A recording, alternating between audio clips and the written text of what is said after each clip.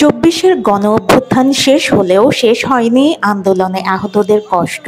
দেহে আঘাতের কষ্ট তো আছেই, সেই সঙ্গে আছে প্রাপ্তি এবং অপ্রাপ্তির কষ্ট।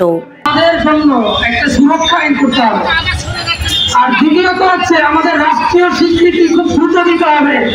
এই সরকারের কাজ সবার আগে হচ্ছে আমাদের স্বীকৃতি দেওয়া, আমাদের খুনিদের, শহীদদের পরিবারের এবং আহতদের খুনিদের বিচার কার্যক্রম পরিচালনা দ্রুত শেষ করা এবং তার দোষরদেরকে বাংলাদেশে এনে দ্রুত আইনি ভাবে তাদের বিচার কার্য সম্পন্ন করতে হবে। মঙ্গলবার শাহবাগ চত্বরের নিচে জুলাই গণ অভ্যুত্থানে আহত ও শহীদ পরিবাররা তাদের দাবি ও প্রত্যাশার জন্য অবস্থান কর্মসূচি পালন করে। অভিযোগ, লড়াইয়ের পরেও বঞ্চিত হচ্ছে তারা। আমাদের আহতরা যারা এত পরিশ্রম করছে, এত রক্ত রাস্তায় দিচ্ছেন, তাদেরকে আবার সেই রাস্তায় দাঁড়াইতে হয়, এটা খুব দুঃখজনক ব্যাপার আমাদের জন্য। আপনারা জানলে অবাক হবেন, আমাদের হসপিটালে কিছু আহত ভাইরা আছেন যারা হসপিটালে গ্রুপিং করতেছে।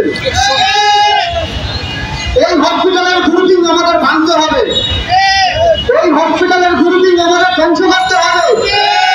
আমাদের কিছু সংখ্যক আহত ভাইরা আছেন যাদের আমাদের 11,552 জন আহত ভাইদেরকে রেখে তারা নিজেরাই সরকারের কাছে বোঝাপড়া করছেন। সরকারের সমস্ত সুযোগ সুবিধা তারা উপভোগ করছেন। আমাদের রিক্সাওয়ালা, আমাদের ড্রাইভার ভাই, আমাদের দিনমজুর ভাইরা এখান থেকে বঞ্চিত হচ্ছে। এই বঞ্চিত হয়তো দেওয়া যাবে না। কিছু সংখ্যক আহত ভাইরা আছেন যারা সাজ্জুল ইসলাম ভাই এবং হাসনাত ভাই এবং ডাক্তার ইউনুস, ওনাদের সাথে সরাসরি যোগাযোগ হয়, আমাদের তারা খবর নেয় না। তারা কমিটি করে, একা একা কমিটি করে, আমাদের আহত ভাইদের বঞ্চিত করে তারা কমিটি করে। এই কমিটি আমরা মানব না। কর্মসূচি থেকে জানানো হয়, দাবি মানা না হলে কঠোর আন্দোলনে নামবে আহত ও শহীদ পরিবার।